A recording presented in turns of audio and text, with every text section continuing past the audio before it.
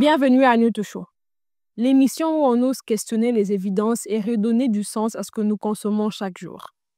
Aujourd'hui, parlons d'un sujet qui divise depuis des décennies, le sel. Est-il vraiment notre ennemi ou serait-il, au contraire, un allié méconnu de notre santé? Depuis l'Antiquité, le sel est un élément précieux. Dans l'Égypte ancienne, on l'utilisait pour momifier les corps.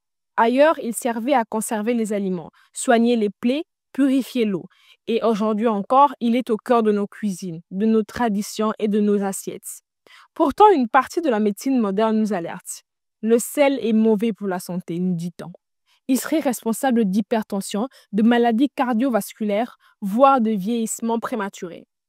Faisons une pause. Saviez-vous que le mot salaire vient du mot sel? À Rome, les soldats étaient parfois payés en sel. En Pologne, on accueille les pèlerins avec du pain et du sel. Et chez nous, au Congo, le fameux Mungweba Sendi, naturellement riche en sel, fait partie de notre alimentation depuis toujours.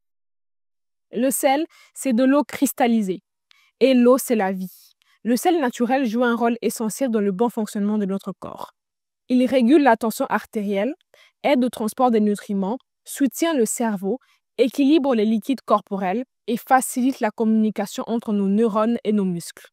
Alors pourquoi se réjouir du sel dans certains discours médicaux?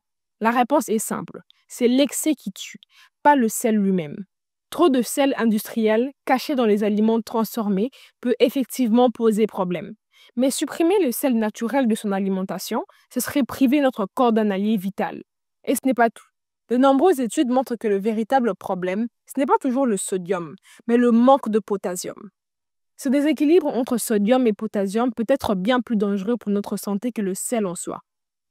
Alors oui, il faut être conscient. Oui, il faut équilibrer. Mais non, il ne faut pas diaboliser un élément aussi essentiel à notre survie.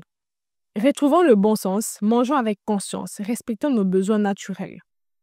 Nous tendons doucement vers la fin de notre vidéo. Retenez ceci. Le sel n'est pas un poison, c'est un outil. Et comme tout outil, il s'utilise avec intelligence. C'était Lady Congo à partir de Kinshasa. Peace and love, on est ensemble.